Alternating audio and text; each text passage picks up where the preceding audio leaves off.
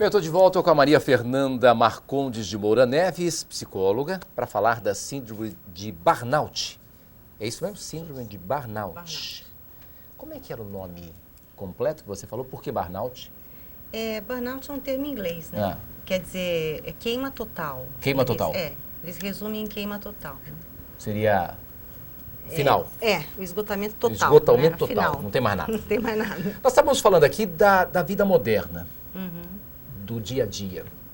Isso contribuiu para que tenhamos síndrome do pânico, ansiedade cada vez mais, as pessoas mais ansiosas.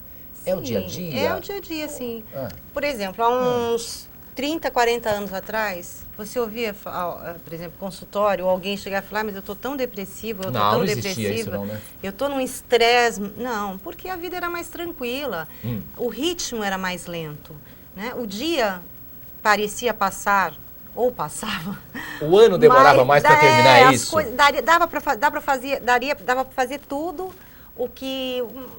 pelo dia todo. Você conseguia programar o seu dia e realizar as tarefas do dia. Hoje não. O dia, as pessoas falam, meu dia tem que ter 40 horas. Né? Então, eu acho que, assim, com o advento dessa globalização, muita tecnologia, muita informação. Eu acho que isso é o maior problema, né? Então, as pessoas não, Se é bom têm por um lado, a capacidade... tem que ter um discernimento por outro para poder saber controlar isso, Eu acho que né? as pessoas não têm, assim, um filtro. Não tem. Deveria ter um filtro interno que falasse, não, isso eu preciso... isso precisa ficar comigo, eu preciso aproveitar. Isso aqui eu tenho que descartar porque isso não vai fazer diferença, né? Não vai me acrescentar nada. Eu acho que isso não existe. Então, como é muita informação ao mesmo tempo, vão causando esses transtornos todos. Cada ano que passa, parece que o ano vai ficando mais curto. Justamente. É as informações em excesso que a gente tem, é o mundo moderno, quer dizer, é a vida cada vez mais rápida, né? Eu queria, sim, também saber sobre isso, porque eu também não sei te dizer, mas... É uma loucura, né? Nós já estamos em dia 1º de abril, né? É uma loucura isso. Está muito rápido, e é o excesso de informação, o excesso de tecnologia... Isso deixa, eu acho que o homem o tempo muito rápido. O homem criou muita coisa e ainda não sabe lidar com isso. Essas coisas. De uma forma tão rápida, né? Porque ele não é um robô, ele é um homem, né? Então, hoje em dia, quando que o homem para e tem a capacidade, por exemplo, de abstrair coisas, sentar, por exemplo, pegar uma cadeira, sentar na frente ao mar e ficar olhando o mar, apreciando a natureza, ou ir para o campo, não é? Maria Fernanda, eu vou confessar a você aqui, né, na frente de todo mundo, o seguinte: outro dia, vê lá se você pode até fazer uma consulta aqui no ar. Eu saí de casa, né, e quando estava já chegando no meu trabalho, e no meu carro, eu senti que eu tinha esquecido alguma coisa. E eu vi que eu tinha esquecido meu telefone. Nossa, que desespero. Me senti desamparado. Celular. Que coisa, que isso? É porque as pessoas, elas se acostumam muito com aquilo que elas têm. Antigamente não existia celular. Então, você ia sentir falta de uma coisa que não existia? Impossível. Mas o engraçado é que eu me senti desprotegido. Como se algo fosse acontecer e eu não estaria presente. Sabe, essa impotência, né? É um hábito. É. Porque, na verdade, você ficou dependente de um hábito. As pessoas, enfim, de uma maneira geral, ficaram dependentes de hábitos, né? Como o celular. Então, Isso hoje já causa preocupação na psicologia, essa coisa dessa dependência que as pessoas têm de um telefone celular? Sim, hoje já é um problema isso? A gente escuta, parece que eu estou sem um braço, sem uma perna. Eu me senti totalmente perdido. E, na verdade, acontece, a pessoa esquece, mas não tem problema. Carrega um cartãozinho de telefone, chega no orelhão, dá uma ligadinha, né? Vai desaparecer essa ansiedade. Porque que loucura isso. A gente precisa, eu acho que assim, o homem, ele está muito ligado a muitas coisas que não pertencem a ele, né? Que não deveriam pertencer, não deveriam fazer com que ele se sentisse mal. O celular, ele é muito útil, mas é útil na medida em que não prejudica. Em que você pode sair de casa e esquecer o celular, que é uma coisa completamente normal. Tem nenhuma importância? E pegar um cartão, comprar porque hoje não é mais ficha, né, cartão. Pegar um cartão, ir no celular e telefonar. Então é assim também, a questão das pessoas começarem a olhar alternativas para desestressar. Essa coisa do celular, eu poderia colocar que ela está hoje como a internet já tem pessoas que têm que fazer tratamento por causa dessa doença, né? Porque fazem disso, justamente. Que é maravilhoso. São duas peças maravilhosas, né? Dois instrumentos maravilhosos. Eu trabalhei como voluntária no Hospital das Clínicas, no ambulatório do jogo patológico e dos transtornos do impulso. E na época já estava sendo criado um grupo, e hoje já parece que até abriu agora a triagem, não sei se já fechou, para as pessoas compulsivas pela internet. Compulsivas, de internet. Então, mas eu acho que entrando no site do Hospital das Clínicas, dá para saber. A internet é uma coisa, assim, que ela não é boa, você passar muito tempo na frente da internet. Ela pode desencadear várias comorbidades, né? Transtornos do pânico, depressão, epilepsia. Então, não se deve ficar mais do que o tempo adequado. E causa dependência, né? Que nada que é dependente, que nós somos dependentes, isso é bom, né, pra gente. Então, eles agora abriram essa triagem para selecionar, geralmente, assim, adolescentes, né? Nessa faixa de adolescente, dos 12 aos... Os pais têm que tomar muito cuidado com isso, né? Do número de horas que essas crianças, os adolescentes passam, É verdade, né? Mas às vezes não tem como controlar, né? Era muito fácil no nosso tempo, em que nós tínhamos um mundo um pouco mais tranquilo, em que as pessoas podiam sair à rua e brincar, e até 10 horas sentava-se na calçada, né? As cadeiras. E subir em árvore para pegar a goiaba. Como não tem hoje, muitas crianças vivem confinadas num apartamento. Sim. E aí a única coisa que essas crianças têm é a companhia da internet. Fica difícil, às vezes, os pais não deixarem. Até por uma recompensa, né? Sim. Então eu trabalho o dia todo. Eu acho que é isso. Eu trabalho o dia todo, mas aí meu filho, então, ele fica com o computador, porque pelo menos ele não fica sozinho. Né? Aquela culpa. Sabe? Eu tenho que trabalhar, mas aí o meu filho não fica sozinho, então vamos colocar...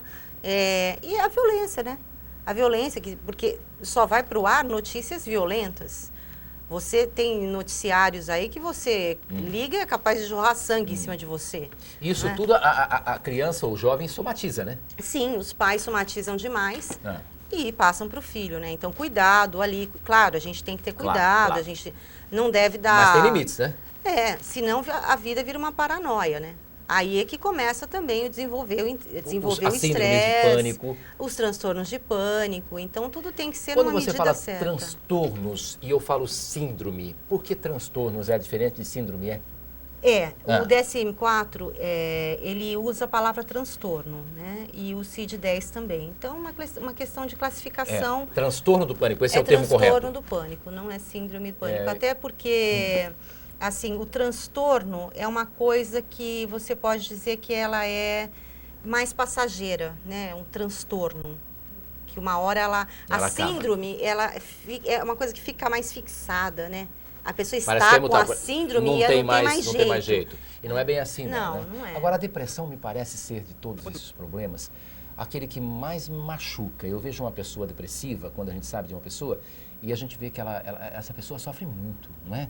A depressão causa um mal muito grande nas pessoas, né? Muito grande nas pessoas e muito grande para a família também. Das pessoas, a quem está ao redor, né? Sim.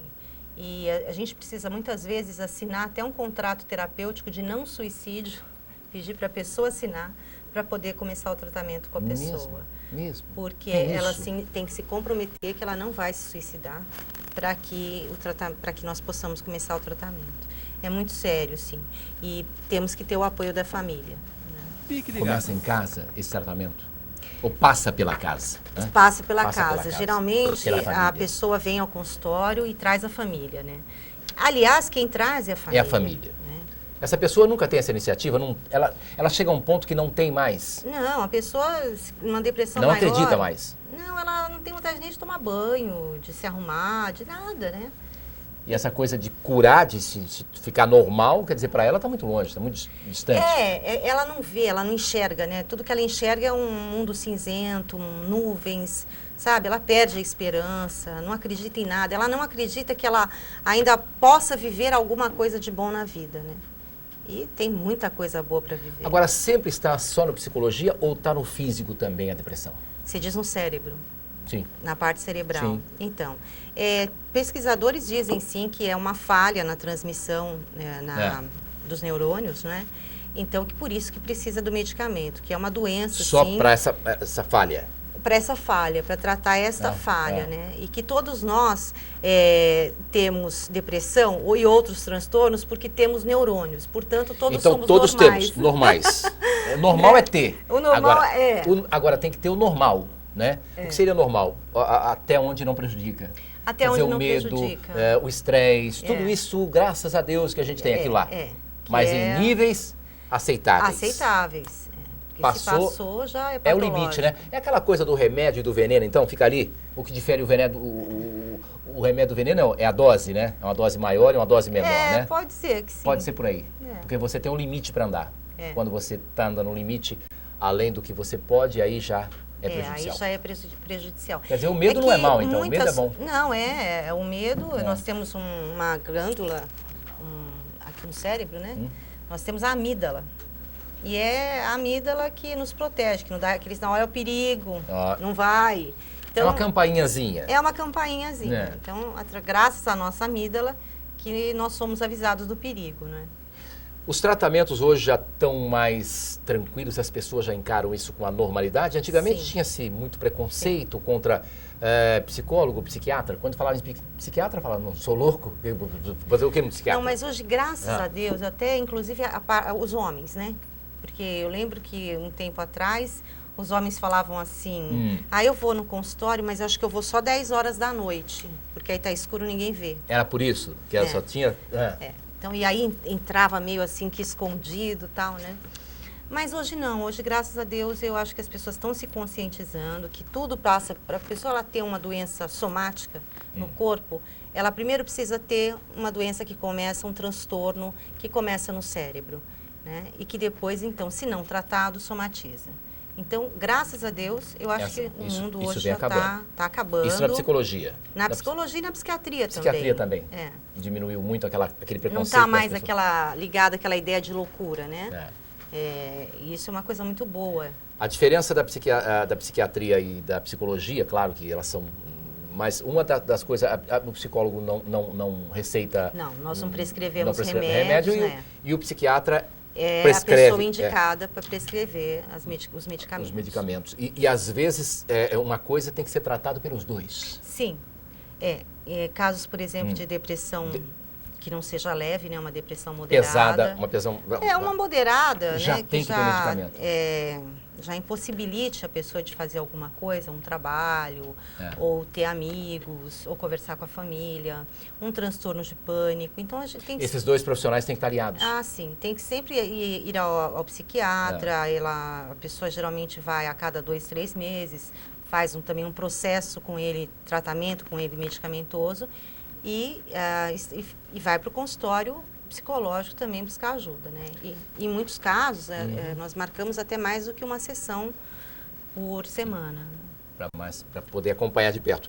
Maria Fernanda, para a gente encerrar aqui, para não ter perigo da síndrome de burnout, tem algum conselhozinho? Olha, eu acho assim que as pessoas elas devem pensar sempre no lado positivo, né? É que racionalizar fica difícil. Sempre vê o lado bom nas coisas, tem coisa, né? Num momento assim de raiva. E quando a pessoa já está em burnout, é porque ela já passou pela fase de exaustão emocional, pela fase de despersonalização, pela fase de reduzida realização profissional. Então, ela realmente está muito esgotada. Mas o que eu digo é assim, né? Vamos parar um pouquinho e prestar atenção um pouquinho nas coisas da natureza, não é? Vamos sentar 5 minutos e fechar os olhos para ver o que acontece. Vamos ver se as pessoas melhoram, né? Apreciar coisas tão bobas, né? Um passarinho, o mar. Tem tanta gente que... Olha um pouco para o céu. Faz muitos anos que não vê o mar, sabia? É verdade. E passa aqui, todo dia na frente. Passa todo dia e não olha. O céu é uma coisa, né? Olha pro céu. Pois é. Maria Fernanda Marcondes de Moura Neves, que prazer você me deu aqui. Prazer. Psicóloga Maria Fernanda, obrigado, viu? Muito obrigada. A gente aprendeu um pouquinho da síndrome de burnout. Tá certo. Muito obrigado a você. Obrigada a você. Abraço e até o nosso próximo encontro. Fique ligado.